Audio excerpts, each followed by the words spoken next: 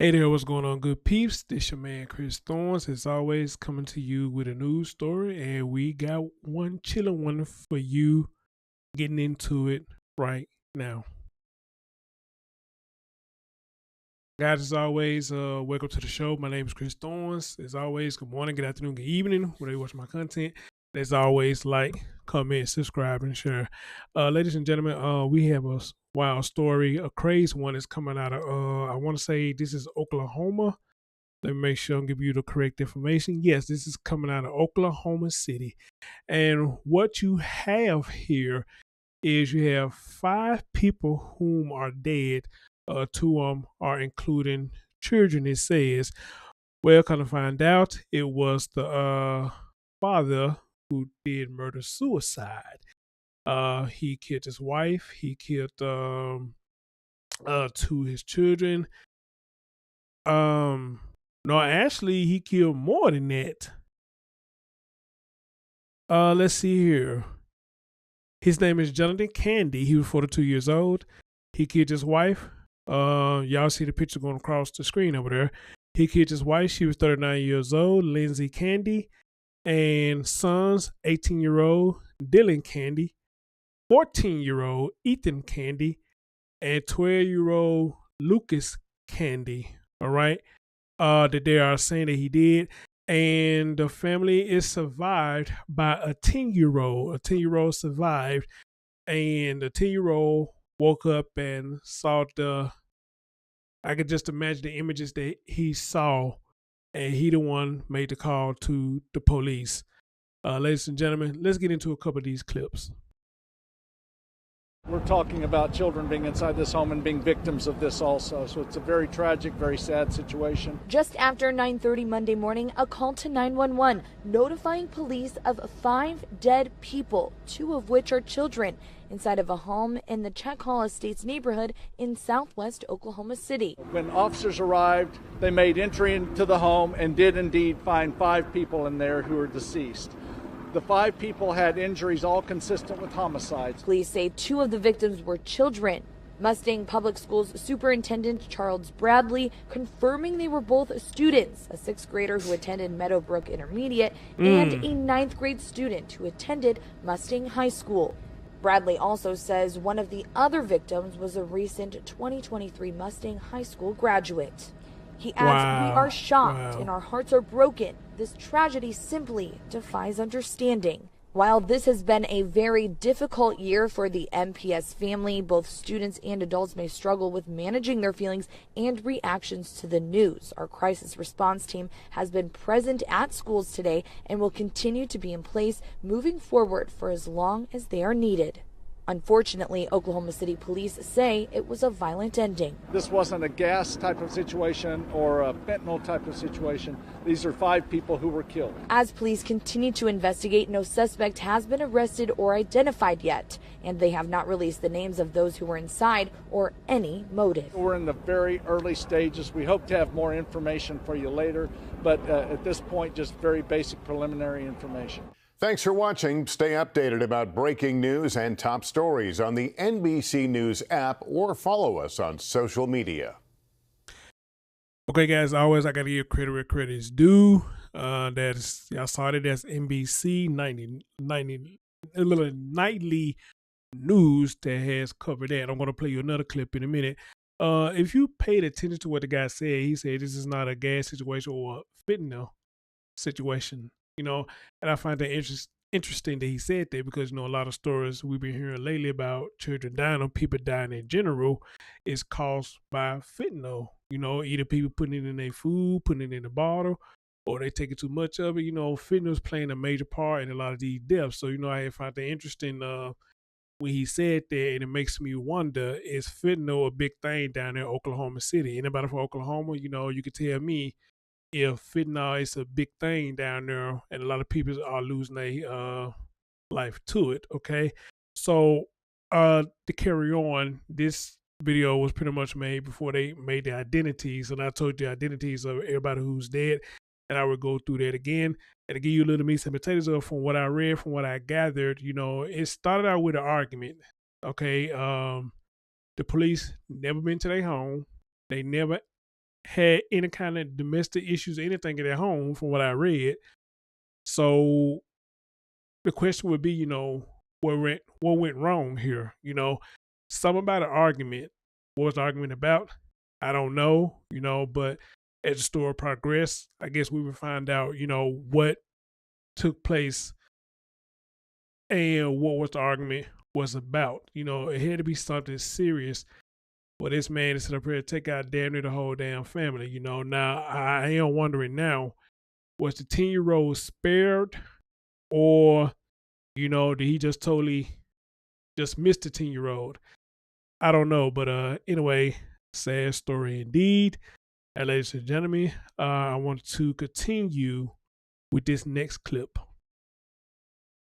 And developing now, Oklahoma City police releasing new details this morning after 5 people were found dead in a Yukon home yesterday. And police releasing the identities of the victims in just the last hour. A motive still unknown.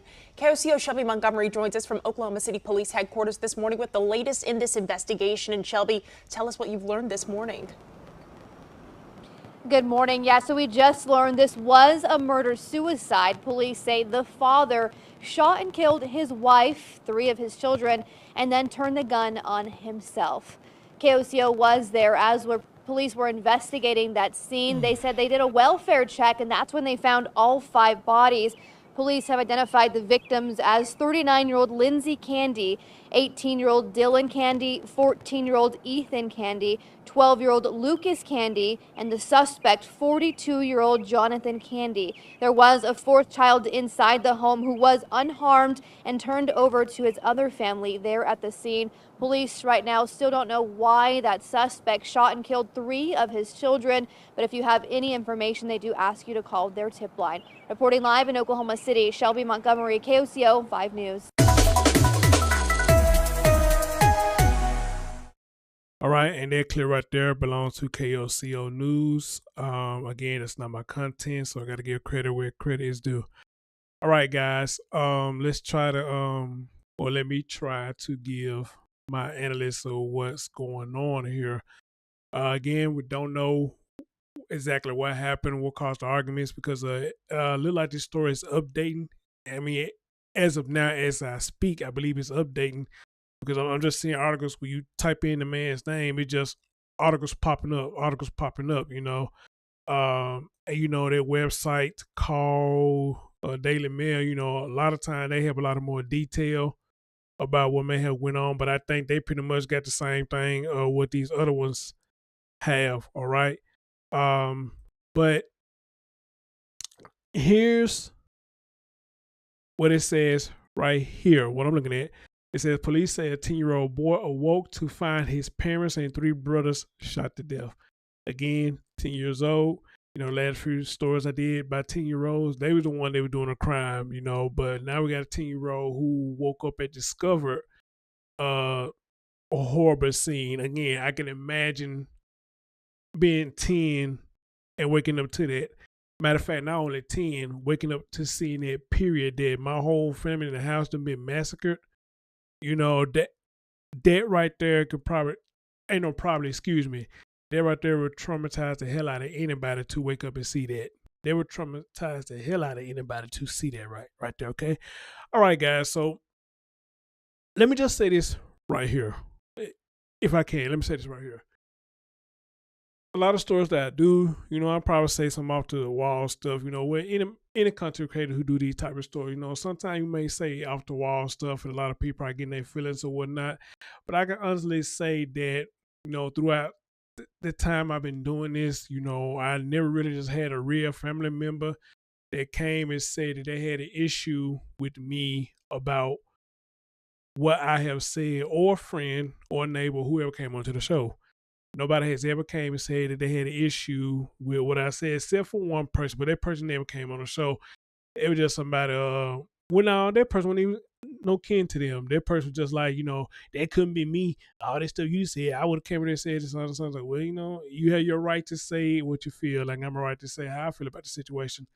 But family members had never came on my show and made a ruckus about what I said. If anything, they corrected or they added in stuff that I may have missed. in this story. So I think a lot of people who watch this content on YouTube, I think they do appreciate the fact that we bringing awareness to the situation to the light, you know, not just what really happened to their family, but things like that be happening all across the globe, you know. And I think they just be happy that somebody is standing up for their children, or somebody standing up for their family member, or somebody standing up for their mom. You know, I think a lot of us really appreciate people standing up and get them a voice. And mainly, you know, because they know the news will only pull out little small clips here and there, here and there, here and there, versus when they can come on our platforms and just go ham, say what they want to say, explain it, express. Well, at least let's pick from my platform. They can come on here and express themselves how they see fit. You know, I don't care about the cussing. I mean, if you need to cuss to get your thoughts out, hey, I'm down with that. You know, it's all about you. You come to the show to get your story straight. And that's what I want people to do, to come out and get your story straight. If I said something wrong, or if I got the story wrong, okay? So I want to get that out the way. Now, secondly, I want to say this right here. This is why I say, even though we do these stories, we never know what's going on at home, okay? We just never know what's going on behind them closed doors, because we know we hear this plenty of times before. You know, people come out in the public, they be smiling and grinning and laughing and everything, you know, to make it seem like that they may be the perfect family, you know. But when it gets dark and behind them closed doors at home, you just don't know what's going on, you know. It could still be smiles, or it could be frowns, or it could be a devil in disguise. Now, I'm not just really saying about this particular man who did it to his family. I'm just speaking in general. You just don't know what's going on behind them closed doors. You just don't know what kind of demons, you know, people are dealing with, you know, from the family, friend, neighbors, or whoever. We just don't know. Only thing we could do is speak on the problem at hand, okay? But now, on the other hand of that, again, it makes us curious and ask a lot of questions. If the police never came to this house, or it never been an issue, then what happened this particular day or this particular morning to make this man snap? Okay. Now, for a lot of guys who speak about a lot of stuff that women does, y'all probably say, you know, hey, we don't know what she did, which in turn, you know, a lot of you probably trying to say that maybe it's the woman's fault. Who knows? I don't know. I can't say. But in actuality, when you say that, you're absolutely right. You know, we don't know what she did. We don't know what she said. But at the same time, we don't know what he did, and we don't know what he said. Okay? When it comes to an argument, you can't argue by yourself.